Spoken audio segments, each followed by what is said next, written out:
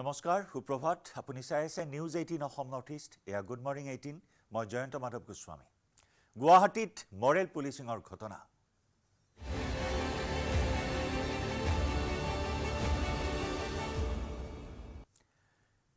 দোকানৰ গাখীৰৰ পেকেট চুৰি কৰাৰ অভিযোগত এটি কিশোৰক নিৰ্মম প্ৰহাৰ বাইকৰ চাবিৰে চকু ফুটাই নিৰ্মম অত্যাচাৰ কৰিলে কিশোৰটিক কাহিলিপাৰাৰ জটিয়াত পুৱাই সংঘটিত হৈছে এই নাৰকীয় ঘটনা প্ৰথমে কিশোৰজনৰ এটা খুটাত বান্ধি ঘুচিয়াই লঠিয়াই অত্যাচাৰ চলাই একাংশ লোকে আৰু পৰৱৰ্তী সময়ত একাংশ লোকৰ তৎপৰতাত ভগদত্তপুৰ আৰক্ষীয়ে উদ্ধাৰ কৰে কিশোৰটিক এবাৰ গুৱাহাটীৰ মৰেল পুলিচিঙৰ ঘটনা মৰেল পুলিচগিৰি এটি কিশোৰৰ ওপৰত একাংশ লোকৰ বৰ্বৰতা নিৰ্মমভাৱে উপৰ্যুপৰি প্ৰহাৰ কৰিলে এটি কিশোৰক গাখীৰৰ পেকেট চুৰি কৰাৰ অভিযোগক কেন্দ্ৰ কৰি তীব্ৰ উত্তেজনাই বিৰাজ কৰিলে এটি কিশোৰক খুটাত বান্ধি ঘুচিয়াই লঠিয়াই অত্যাচাৰ চলালে একাংশ লোকে কেৱল ইমানেই নহয় বাইকৰ চাবিৰে চকু ফুটাই নিৰ্মমভাৱে অত্যাচাৰ কৰা হ'ল এটি কিশোৰক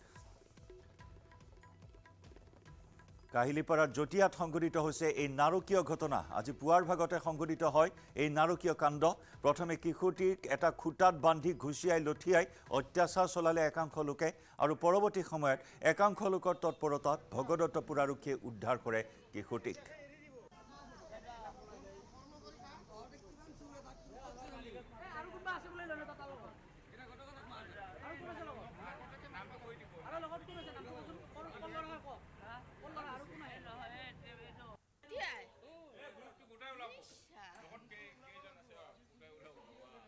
এখন দোকানৰ পৰা গাখীৰৰ পেকেট চুৰি কৰাৰ অভিযোগ উত্থাপন হয় কিশোৰটিৰ বিৰুদ্ধে আৰু তাৰ পিছতে এনেদৰে আইন হাতত তুলি লৈ পুলিচগিৰি দেখুৱালে একাংশ লোকে দেখুৱাইছো আমি এনেদৰে নিৰ্মমভাৱে অত্যাচাৰ কৰা হ'ল অতি বৰ্বৰভাৱে প্ৰহাৰ কৰা হ'ল এই কিশোৰটিক আনকি বাইকৰ চাবিৰে চকু ফুটাই দিয়া বুলি জানিব পৰা হৈছে এই কিশোৰটিক অতীত সাংবাদিক বিৰিঞ্চি কুমাৰ ডেকাৰ সৈতে সংযুক্ত হৈছোঁ পোনপটীয়া সম্প্ৰচাৰত বিৰিঞ্চি এটা ভয়ানক কাণ্ড সংঘটিত হ'ল এইবাৰ পুলিচগিৰিৰ কথা মৰেল পুলিচগিৰিৰ কথা এইবাৰ গুৱাহাটী মহানগৰীত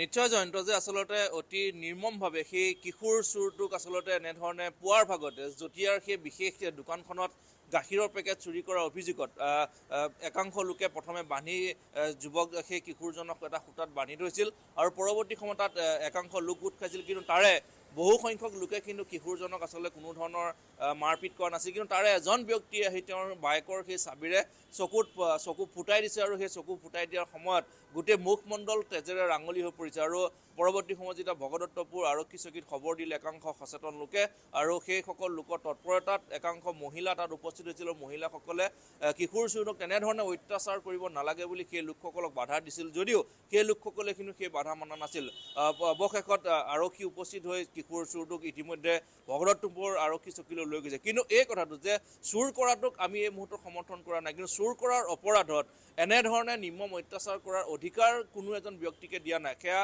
আইনৰ মতে যি ধৰণে আৰক্ষী আছে সমীপতে ভগদত্তপুৰ আৰক্ষী চকী আছিল আৰক্ষীক খবৰ দিব লাগিছিল প্ৰথমতে আৰক্ষীক খবৰ দিয়াৰ পাছত তেওঁলোকে আইন অনুসৰি যদি গাখীৰৰ পেকেট চুৰ কৰাৰ যদি সেই সকলোখিনি অভিযোগ সঁচা হয় তেতিয়াহ'লে সেই কিশোৰ চোৰটোক আইনে ব্যৱস্থা ল'লে হ'ব আৰক্ষীয়ে ব্যৱস্থা ল'লে হ'ব কিন্তু তাত উপস্থিত যিসকল লোকে কোনো ধৰণৰ একাংশ লোকে বুজনি দিছিল যে এনেধৰণে এই কিশোৰ চোৰটোক বা সেই ল'ৰাজনক তেনেধৰণে অত্যাচাৰ কৰিব নালাগে কিন্তু সেই ধৰণৰ বাধা আচলতে মানা নাছিল এজন বিশেষভাৱে টুপি পিন্ধি থকা যিজন ব্যক্তি আমি এই মুহূৰ্তত দেখাইছোঁ সেই ব্যক্তিজনে কাৰো কথা নুশুনি তেওঁৰ দুইটা চকুত চাবিৰে খুচি দিছে আৰু খুচি দিয়াৰ ফলত তেজেৰে মুখমণ্ডল আঙুলি হৈ পৰিছে কিন্তু তেনেধৰণে নিৰ্মমভাৱে অত্যাচাৰ কৰাৰ অধিকাৰ এই মুহূৰ্তত যিহেতু কাকো দিয়া নাই বা সেই আইনেও যিহেতু নকয় গতিকে এই ক্ষেত্ৰত আমি যিহেতু দুদিন পূৰ্বে কৈছোঁ যে আৰক্ষীৰ বিষয়াগৰাকীয়ে যিধৰণে এজন যুৱকৰ ওপৰত অত্যাচাৰ কৰি ঠিক একেধৰণৰ আজি মৰেল পুলিচিঙৰ ঘটনা সংঘটিত হৈছে গতিকে এই ক্ষেত্ৰত আৰক্ষীয়ে ব্যৱস্থা লোৱাৰ এই মুহূৰ্তত সময় যিহেতু সমাগত আৰক্ষীয়ে সেই কিশোৰজনক সেই স্থানত সময়মতে যদি উপস্থিত নহ'লহেঁতেন নিশ্চয়কৈ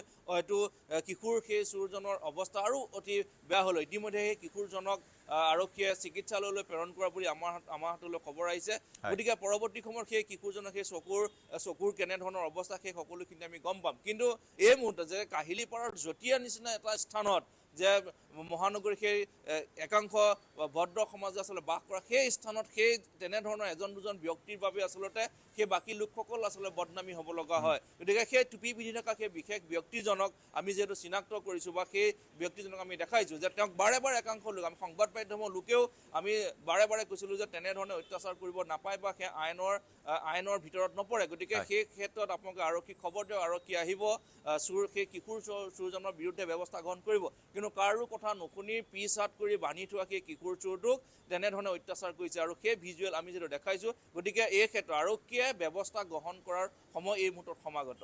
ধন্যবাদ বীৰেন সিং।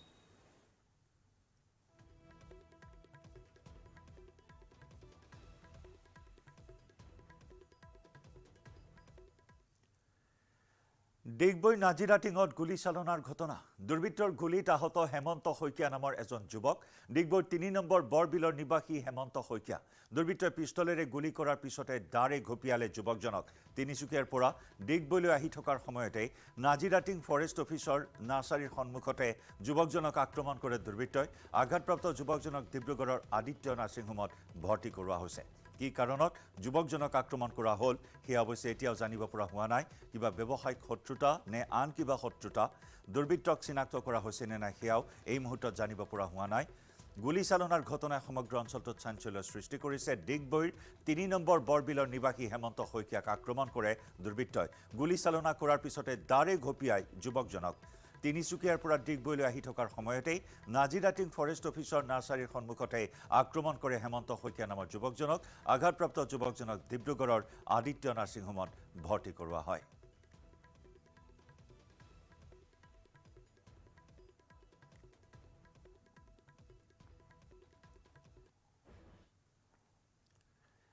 অগ্নিগৰ্ভা মণিপুৰত এইবাৰ ৰাজনৈতিক পথ পৰিৱৰ্তন।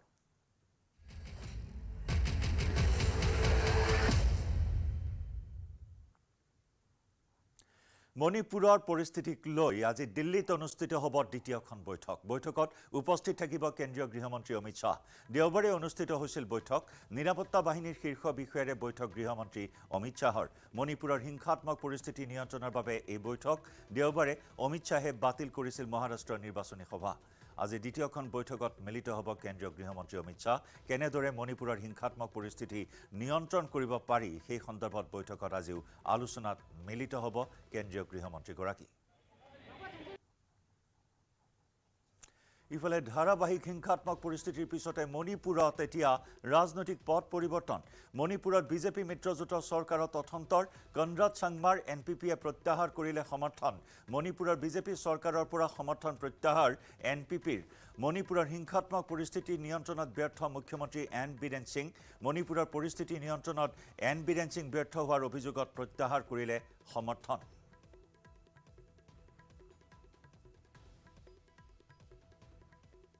Our party has withdrawn support from the Biren Singh led government is things have been going from bad to worse in the state. There has not been any change, any improvement.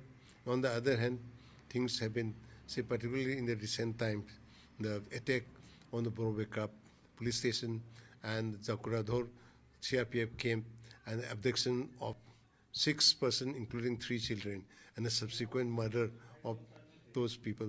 These things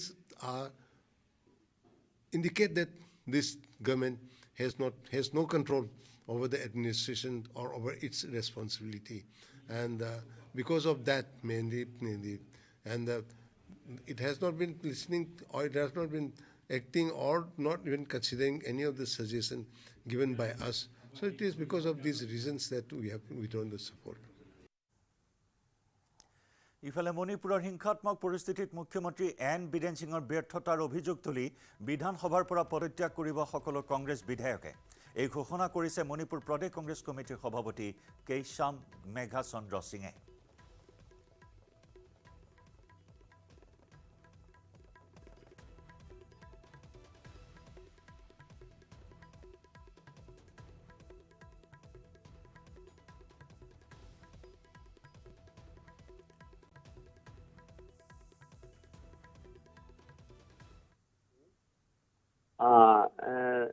MLAs, Member of Legislative Assembly, Manipur, and also Congress President, Manipur, I, along with all these Congress MLA, am ready to resign as an MLA if the people of Manipur want to bring a new mandate to bring peace in Manipur. So this is what our stand of the Congress Party. So if the present unprecedented turmoil situation here in Manipur and the follow up all this, the recent development of violence in this connection, it is our stand that we are all set to ready to resign if the people are this want to bring a new government here in Manipur, and we will be ready for that.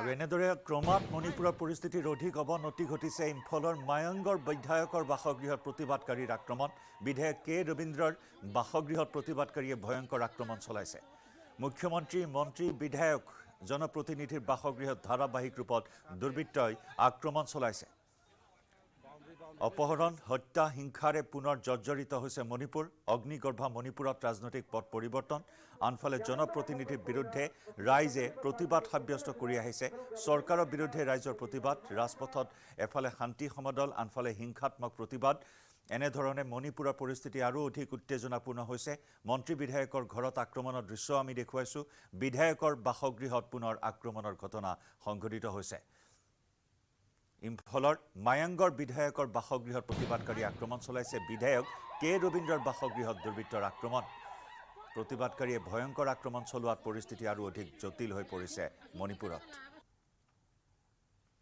একেদৰে মণিপুৰৰ শিক্ষামন্ত্ৰীৰ বাসগৃহত আক্ৰমণৰ visuals এই মুহূৰ্তত দেখুৱাইছো CC কেমেৰাত বন্দী হোৱা কিছু দৃশ্য পুৰুষ মহিলা সকলোৱে এনেদৰে বাসগৃহত আক্ৰমণ চলাইছে শিক্ষামন্ত্ৰীৰ বাসগৃহতো এনেদৰে আক্ৰমণ প্ৰতিবাদী জনতাৰ মণিপুৰত 6 গৰাকী মেইটেই লোকক হত্যাৰ প্ৰতিবাদত শিলচৰত মেইটেই সম্প্ৰদায়ৰ লোকসকলৰ প্ৰতিবাদ কুকি আৰু মাৰ উগ্ৰপন্থীয়ে মহিলা আৰু শিশুসহ 6 গৰাকী মেইটেই লোকক নৃশংসভাৱে নদীত পেলাই হত্যা কৰাৰ পিছতে চৌদিশে প্ৰতিবাদৰ জোৱাৰ উঠিছে শিলচৰৰ খুদিৰাম বসুৰ প্ৰতিমূৰ্তিৰ তলত সমবেত হৈ মৃতকৰ আত্মাৰ চিৰশান্তিৰ বাবে প্ৰাৰ্থনা কৰে শতাধিক মেইটেই সম্প্ৰদায়ৰ লোকে কাছাৰ মণিপুৰ সীমান্তকে ধৰি সমগ্ৰ জিলাখনত কঠোৰ নিৰাপত্তা ব্যৱস্থা মোতায়েন কৰিবলৈ প্ৰশাসনক দাবী জনায় প্ৰতিবাদকাৰীসকলে মণিপুৰত অপহৃত শিশু আৰু মহিলাৰ মৃতদেহ উদ্ধাৰ কৰা হয় জিৰিবামত 2.5 বছৰীয়া শিশুৰ মুণ্ডহীন মৃতদেহ উদ্ধাৰ কৰা হয় 2.5 বছৰীয়া শিশুটিৰ আইতাকৰ মৃতদেহ 60 বছৰীয়া বৃদ্ধাগৰাকীৰ মৃতদেহ পানীত উপঙি থকা অৱস্থাত উদ্ধাৰ কুকি উগ্ৰপন্থীয়ে 2 গৰাকীক অপহৰণ কৰাৰ অভিযোগ উত্থাপন পূৰ্বতে শিশু মহিলা সহ 6 গৰাকীৰ মৃতদেহ উদ্ধাৰ হৈছিল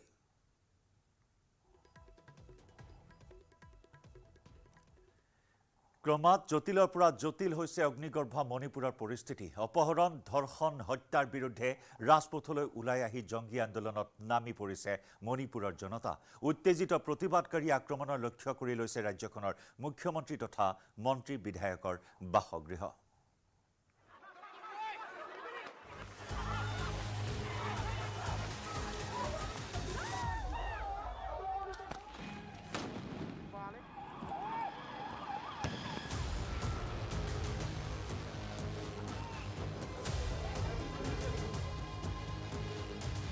জিৰিবাম কাণ্ডত মণিপুৰ অশান্ত জুয়ে চানি ধৰিছে মণিপুৰ ধোঁৱাই আৱৰিছে আকাশ সঘন গুলীচালনাত আতংকিত জনতা কিন্তু তাৰ পাছতো পৰিস্থিতি স্বাভাৱিক কৰাৰ দাবীত মণিপুৰত অব্যাহত আছে ৰাইজৰ প্ৰতিবাদ প্ৰতিবাদৰ মাজতে ক্ষুব্ধ জনতাৰ ৰোষত পৰিছে জনপ্ৰতিনিধি মুখ্যমন্ত্ৰী এন বীৰেন সিঙৰ ঘৰ ভাঙি চিঙি লণ্ডভণ্ড কৰি দিয়াৰ চেষ্টা ক্ষুব্ধ জনতাৰ তিনিগৰাকী মন্ত্ৰী আৰু 6জন বিধায়কৰ ঘৰতো আক্ৰমণ উত্তেজিত জনতাই জ্বলাই দিলে কেইবাজনো জনপ্ৰতিনিধিৰ ঘৰ হাৰি নগল মহিলা বিধায়কো ৰাজপথত নাওৰীয়া পাখাং লাকপাৰ বিধায়ক কেবি দেৱীক উত্তেজিত জনতাৰ পহুখেদা। নিজৰ গাড়ী এৰি আৰক্ষীৰ বাহনেৰে কোনোমতে পলাই সাৰিল কেবি দেৱী। প্ৰতিবাদকাৰীৰ ৰোষত পৰিল মুখ্যমন্ত্ৰী এন বীৰেন সিঙৰ জোঁৱাই তথা বিজেপি বিধায়ক RK ইমচি। ৱাই খেমচন্দ এল সুচিন্দৰ সিং আৰু ছপাম ৰঞ্জনৰ দৰে জ্যেষ্ঠ মন্ত্ৰীৰ ঘৰ লণ্ডভণ্ড কৰিলে উত্তেজিত জনতাই। পৰৱৰ্তী কেবিনেট বৈঠকত উগ্ৰপন্থী নিৰ্মূলৰ চৰম সিদ্ধান্ত নললে পদত্যাগ কৰাৰ আশ্বাসেৰে প্ৰতিবাদকাৰীক শান্ত কৰাৰ চেষ্টা ছপাম ৰঞ্জনৰ। নিৰাপত্তা বাহিনীৰ গুলী 10জন কুকি উগ্ৰপন্থীৰ মৃত্যুৰ পাছত বৰাক নৈত 8মহীয়া দেৱশিশু আৰু 2গৰাকী মহিলাকে ধৰি 6জন লোকৰ মৃতদেহ উদ্ধাৰৰ পাছত উত্তপ্ত হৈ পৰিছে মণিপুৰৰ পৰিস্থিতি। সোমবাৰৰ পৰা নিৰুদ্দেশ হৈ থকা 6জন লোকৰ মৃতদেহ উদ্ধাৰৰ পাছত ক্ষোভৰ জুই জ্বলিছে মণিপুৰত। উগ্ৰপন্থীক নিঃশেষ কৰিবলৈ চৰকাৰক 24 ঘণ্টাৰ সময়সীমা বান্ধি দিছে মেইটেই জনগোষ্ঠীৰ ঐক্য মঞ্চই। 5খন জিলাৰ 6খন থানা এলেকাত প্ৰৱৰ্তন কৰা আপস্পা বাতিলৰো দাবী মেইটেই জনগোষ্ঠীৰ। এনে পৰিস্থিতিত আপস্পা পুনৰ প্ৰৱৰ্তনেৰে নিৰাপত্তা বাহিনীক অধিক ক্ষমতা দিলে ৰাইজৰ মাজত অবিশ্বাস আৰু ক্ষোভ বৃদ্ধি পোৱাৰ আশংকা মেইটেই জনগোষ্ঠীয় ঐক্য মঞ্চৰ। আপস্পা আঁতৰাই উগ্ৰপন্থীৰ বিৰুদ্ধে কঠোৰ ব্যৱস্থা লোৱাৰ বিপৰীতে হিংসাত্মক ঘটনাত জড়িত থকাৰ অভিযোগত আৰক্ষীয়ে গ্ৰেপ্তাৰ কৰিলে 23জন লোকক। আইন শৃংখলা নিয়ন্ত্ৰণৰ বাবে ইম্ফলত জাৰি কৰিলে সান্ধ্য আইন। পূব ইম্ফল, পশ্চিম ইম্ফল, বিষ্ণুপুৰ, থৌবাল আৰু কাকচিং জিলাত সান্ধ্য আইন জাৰি কৰি 7 জিলাত দুদিনৰ বাবে বাতিল কৰিছে ইণ্টাৰনেট সেৱা। শনিবাৰে বিয়লি 5:15 পৰা সোমবাৰে বিয়লিলৈ ইণ্টাৰনেট বন্ধ কৰি 7খন জিলাত হস্তম কৰা হৈছে সেনাৰ লগতে নিৰাপত্তা বাহিনী।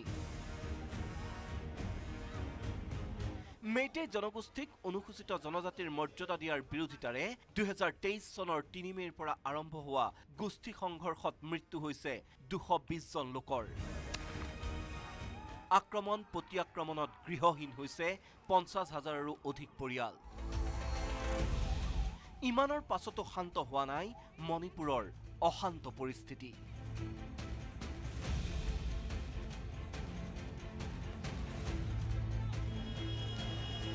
News desk report, news 18 Assam north east.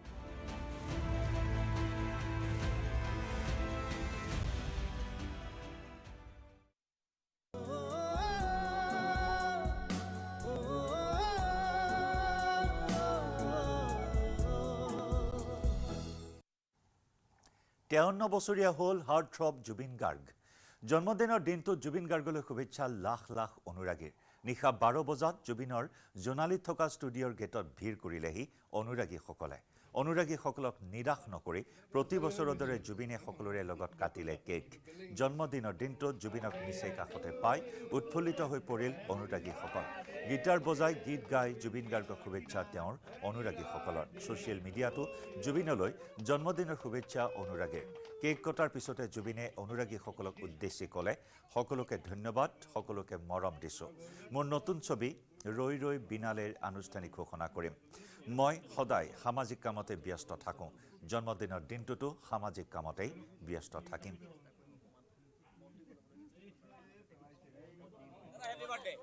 মৰম জনাইছোঁ সকলোকে। দাদা কি ক'ব? ধন্যবাদ। জন্মদিন ভাবিবলৈ সময় পোৱা নাই। মই ঘূৰি ফুৰিছিলোঁ, আহি পাইছোঁ। কিবা কিবি ছ'চিয়েল কাম আছে ক'ত সেইবোৰ যাম। মই সেইবোৰতে লাগি থাকোঁ আৰু তেনেকৈ প্লেনিং একো নাই। যোৱা বছৰ থাকিব নোৱাৰিলোঁ। চিনেমাৰ কালি আমি কিবা এটা এনাউন্সমেণ্ট দিম চাগে ৰৈ ৰৈ বিনালে। নতুন চিনেমা আমি আৰম্ভ কৰিছোঁ, কাম স্ক্ৰিপ্টৰ কাম চলি আছে আৰু চেষ্টা কৰিছোঁ যাতে ডিচেম্বৰ 15 তাৰিখৰ পিছতে আমি শ্বুটিং ষ্টাৰ্ট কৰিম। দাদা আপোনাক শুভেচ্ছা জ্ঞাপন কৰিছোঁ, জন্মদিনৰ শুভেচ্ছা দিছে, কি ক'ব? থেংক ইউ সকলোকে ধন্যবাদ জনাইছোঁ। বাহিৰতো বহুত মানুহ ৰৈ আছিলে আপোনাৰ কাৰণে। জানো মই খালি শুই গৈছিলোঁ। টোপনি ক্ষতি এইকেইদিন মই ঘূৰি ফুৰিছোঁ। নৰ্থ ইষ্ট ফেষ্টিভেল আছিলে, তাত গ'লোঁ। তাৰপিছত আকৌ কি আমাৰ এইটো বিশ্বনাথ চাৰিআলি যাবলগীয়া হ'ল। ৰাস বুলিয়ে নহয় মই চিনেমাৰ লোকেশ্যনৰ কাৰণেও গৈছিলোঁ আৰু আকৌ এদিন যাব লাগিব ছেকেণ্ড দিনত ভালকৈ চাবৰ কাৰণে চ' মোষ্ট প্ৰবেবলি আমি 15 তাৰিখৰ পিছত চিনেমা ষ্টাৰ্ট কৰিম বিনালে অসমৰ প্ৰথম মিউজিকেল চিনেমা সকলোকে মৰম জনাইছোঁ ভালে থাকক জন্মদিনৰ দিনা সকলোৱে এইদৰে আহিছে, সকলোৱে মিলি কেক কাটিছে, তেওঁক আশীৰ্বাদ দিছে, শুভেচ্ছা জনাইছে। সেইটোৱে আমাৰ কাৰণে ভাল লগা কথা। সকলোৱে এইদৰে সদায় তেওঁক শুভেচ্ছা আশীৰ্বাদেৰে কৃতাৰ্থ কৰি ৰাখিব বুলি আশা কৰিছোঁ। আৰু মই নিজৰ ফালৰ পৰা কি ক'ম, মইতো সদায় তেওঁৰ সুস্বাস্থ্য কামনা কৰোঁ, সদায় ভাল কাম কৰি যাওক, ভালে থাকক। আৰু মোৰ সমস্ত প্ৰাৰ্থনাটো তেওঁৰ কাৰণে, গতিকে আৰু ভগৱানৰ ওচৰত আজি পুনৰবাৰ প্ৰাৰ্থনা জনাইছোঁ, সদায় তেওঁক ভালে ৰাখক আৰু যিখিনি মনৰ ইচ্ছা আছে পূৰণ কৰক, ভাল কামবোৰ কৰি যাওক, মানুহৰ মাজত থাকক, মানুহৰ আশীৰ্বাদেৰে পুষ্ট হৈ থাকক।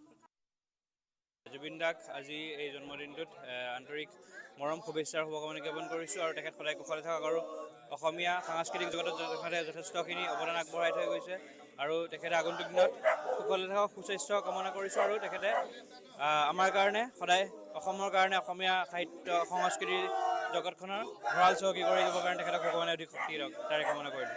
ফাইনেলি কেকটো জুবিনে কাটিলে, কোনো জুবিনে নাখালে, সেইটো অলপ দুখ লাগিছে। কাটিছে আমাৰতো বহুতেই কেক লৈ আহি ৰখি আছে, কিন্তু জুবিন দাই আমাৰ কেকটোৱে কাটিছে। জুবিন দা ভালে থাকক, আমাৰ অসমবাসী ৰাইজৰ লগে আকৌ ভাল ভাল আগন্তুক দিনলৈ গান দিয়ক, ভাল ভাল ফিল্ম দিয়ক, সেয়াই আৰু জুবিন দা সুস্থ হৈ থাকক, সেইটোৱে। কেকটো আনিছিলোঁ বহুত আশাৰে আনিছিলোঁ, জুবিন দাৰ হাতেৰে কাটিম বুলি কাটিলোঁ।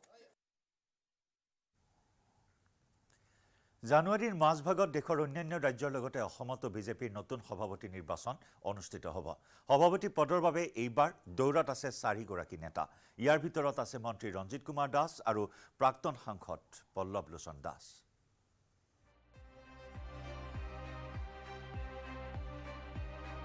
আৰম্ভ হ'ল ৰাজ্যিক বিজেপিৰ সভাপতি নিৰ্বাচন প্ৰক্ৰিয়া। আৰম্ভ হ'ল বিজেপিৰ আভ্যন্তৰীণ সাংগঠনিক নিৰ্বাচন। ইতিমধ্যে ৰাজ্যিক বিজেপিৰ আভ্যন্তৰীণ সাংগঠনিক নিৰ্বাচনৰ বাবে আৰম্ভ হৈছে বিভিন্ন প্ৰান্তত কৰ্মশালা। চলিত মাহৰ ভিতৰতে শাসকীয় দল বিজেপিয়ে বুথ, জিলা আৰু সংমণ্ডলৰ সভাপতি নিৰ্বাচন প্ৰক্ৰিয়া শেষ কৰিব। ইয়াৰ পিছতে কৰিব নতুন সভাপতিৰ নিৰ্বাচন। এইবাৰ অসম ৰাজ্যিক বিজেপিৰ সভাপতিৰ দৌৰত আছে 4 নেতা। সভাপতিৰ দৌৰত মন্ত্ৰী ৰঞ্জিত কুমাৰ দাস। কেবিনেট মন্ত্ৰী হৈ থকাতকৈ দলৰ সভাপতি হিচাপে কাম কৰিবলৈ বেছি ভাল পায় বুলি মন্ত্ৰী ৰঞ্জিত কুমাৰ দাসে ইতিমধ্যে নিউজ 18 অসম নৰ্থ ইষ্টৰ বাদ বিবাদ অনুষ্ঠানত সদৰি কৰিছে।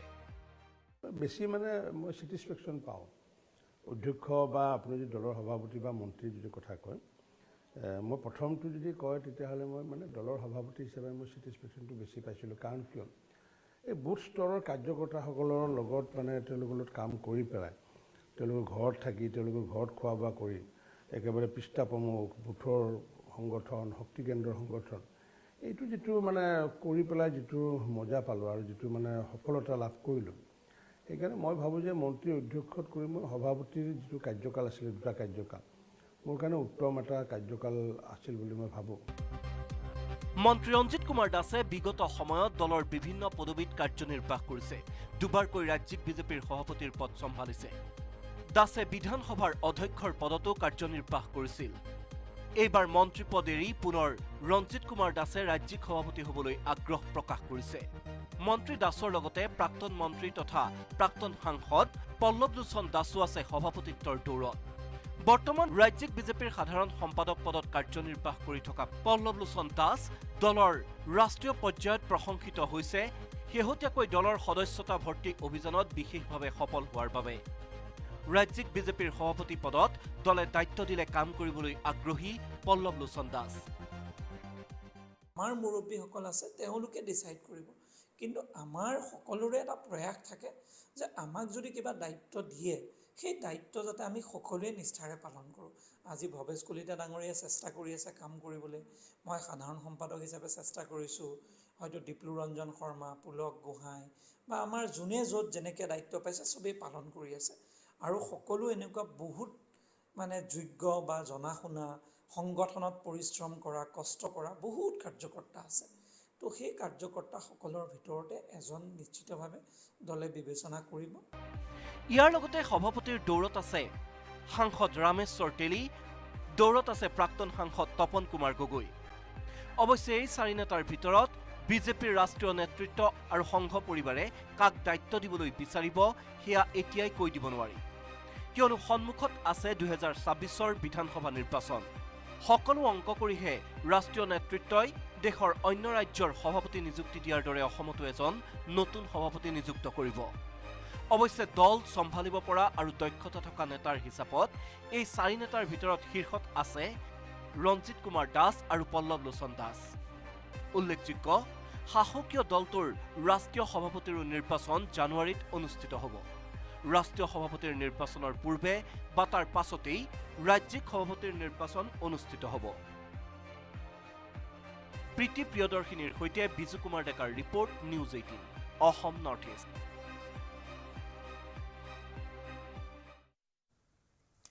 গুৱাহাটী নাজিৰাৰ পিছত এইবাৰ যোৰহাট। গুৱাহাটীৰ পাণবজাৰ থানাৰ ভাৰপ্ৰাপ্ত বিষয়াগৰাকীৰ মাৰপিটৰ ঘটনাৰ ভিডিঅ' ভাইৰেল হৈ পৰাৰ পিছৰে পৰা আৰক্ষীৰ বিৰুদ্ধে উত্থাপিত হৈছে ইটোৰ পিছত সিটো অভিযোগ। যোৰহাটৰ এগৰাকী মহিলাই এইবাৰ ভোগদৈ আৰক্ষী চকীৰ ভাৰপ্ৰাপ্ত বিষয়া বৰ্ণালী গোহাঁইৰ বিৰুদ্ধে আনিছে ভয়ংকৰ অভিযোগ। ড্ৰাগছ ব্যৱসায়ৰ সৈতে জড়িত থকাৰ তথ্য লাভ কৰি বৰিগাঁৱৰ বিশ্ব নামৰ এজন যুৱকৰ লগত ভোগদৈ আৰক্ষীৰ এটা দলে তালাচী চলাবলৈ গৈছিল। সেই তালাচীৰ সময়ত এগৰাকী মহিলাক আৰক্ষী বিষয়া বৰ্ণালী গোহাঁয়ে শাৰীৰিকভাৱে অপদস্থ কৰাৰ লগতে কোলাত থকা 3 মহীয়া কণমানি সন্তানটি আঘাতপ্ৰাপ্ত হোৱাৰ অভিযোগ উত্থাপন কৰিছে। ইফালে মহিলাগৰাকীৰ অভিযোগ খণ্ডন কৰিছে আৰক্ষীয়ে। তালাচী অভিযান চলাওঁতে কৰা ভিডিঅ' আৰক্ষীৰ হাতত মজুত আছে বুলি মন্তব্য আৰক্ষীৰ। এতিয়া এই অভিযোগৰ ভিত্তিত তদন্ত হ'লে সকলো তথ্য ওলাই পৰিব। বাচ্চাটো তাৰপৰা লৈ আছো, পুলিচজনীয়ে আহি কথা নাই বতৰা নাই মাৰি দিছেহি। মোৰ মাৰোঁতে বাচ্চাটো গাতে পৰিছে, মূৰত লাগিছে। কোন আৰক্ষী? ভোগদৈ আৰক্ষী বিষয়া, লেডিজ পুলিচ, বৰিগাঁও। এতিয়া আপুনি মেডিকেললৈ আনিছিলে নেকি? মেডিকেললৈ আনিছিলোঁ। কি কৈছে মেডিকেলত? মেডিকেলত এডমিট কৰিব কৈছে। বাচ্চাটো কেইমাহ? 3 মাহ। ক'ত দুখ পাইছে? এই মাথাত, বেক চাইডে পাইছে। শ্ৰীকৃষ্ণৰ ৰাস উপলক্ষে উজনিৰ পৰা নামনিলৈ উৎসাহৰ ঢল। যেন কৃষ্ণ ৰসত বুৰ গৈছে ৰাজ্যবাসী। ঠায়ে ঠায়ে মূৰ্তি ৰাসৰ লগতে জনপ্ৰিয় শিল্পী অভিনয়ে দৰ্শকক মন্ত্ৰমুগ্ধ কৰিলে। ৰাজ্যৰ প্ৰান্তে প্ৰান্তে ৰাসৰ আনন্দ উল্লাস। ভক্তি ৰসত যেন বুৰ গৈছে সকলো। ঠায়ে ঠায়ে জনপ্ৰিয় শিল্পীৰ অভিনয়ে মোহিলে দৰ্শকক। বিশ্বনাথৰ ৰাসত বাদ্যযন্ত্ৰীৰ ৰূপত জুবিন গাৰ্গ। গোপীয়ে নাচিছে, জুবিনে বজাইছে। তবলা বজাই ৰাসত আত্মবিভোৰ জুবিন। জুবিনক কাষত পাই আৰু উৎসাহী হৈ পৰিল আন বাদ্যযন্ত্ৰীসকলো।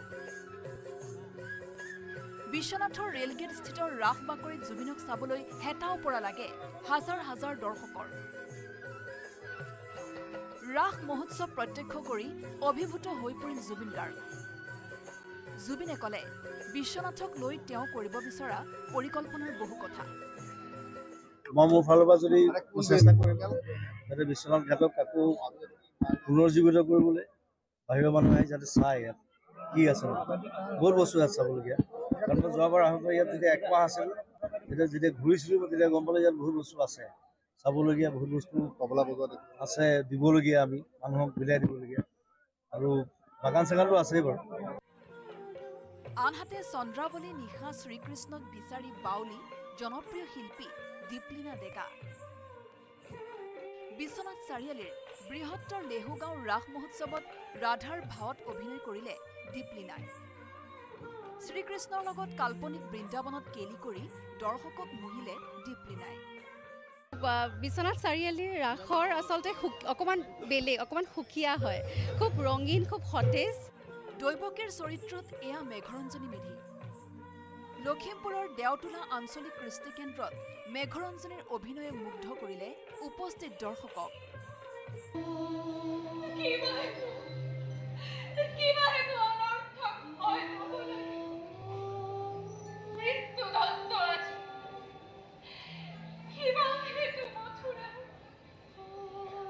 আনহাতে আমিৰ খানক চাবলৈ ৰাসত ভিৰ দৰ্শকৰ।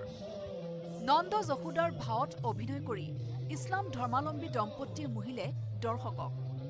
নন্দৰ চৰিত্ৰত সাংবাদিক আমিৰ খান আৰু যশোদাৰ ভাৱত তেখেতৰ সহধৰ্মিনী জোনমণি বেগমৰ দুৰ্দান্ত অভিনয়ে মন্ত্ৰমুগ্ধ কৰি তোলে হাজাৰ হাজাৰ ভক্তপ্ৰাণ ৰাইজক। জাতি ধৰ্মক লৈ একাংশ লোকে সাম্প্ৰদায়িক বিষবাষ্প বিয়পাবলৈ চেষ্টা কৰাৰ সময়ত ইছলাম ধৰ্মাৱলম্বী দম্পতীয়ে তুলি ধৰিলে অসমীয়া জাতিৰ সম্প্ৰীতিৰ এনাজৰী। জাতি বৰ্ণ ধৰ্ম নিৰ্বিশেষে সকলো ভাষা ভাষী লোক একত্ৰিত কৰি যি বৰ অসমৰ সপোন ৰচিছিল, মই ভাবোঁ যে এই বিশ্বনাথ চাৰিআলি সাৰ্বজনীন ৰাস মহোৎসৱৰ এয়া এক উদাহৰণ। আনফালে ৩ কিলোমিটাৰ দূৰত্ব জীৱন্ত ঘোঁৰাই টনা ৰথত উঠি আহিল কংস। জীৱন্ত ঘোঁৰাই টনা ৰথত দৈৱকীক বিদায় দিয়া দৃশ্যই আপ্লুত কৰিলে দৰ্শকক। জীৱন্ত ৰূপত উপস্থাপন কৰা ৰাসৰ এই দৃশ্য শিৱসাগৰৰ ঢুলীয়াপাৰ ৰাস মহোৎসৱৰ। Bureau report, news 18 Assam north east. Coming up, presented by Italian olive oil আৰু ভেষজৰ গুণেৰে সমৃদ্ধ Jake olive oil body oil. ক্ষন্তেক পিছতে লৈ আহিম দেশ বিদেশ তথা ৰাজ্যৰ 100টা নিৰ্বাচিত খবৰেৰে দ্ৰুত সংবাদ।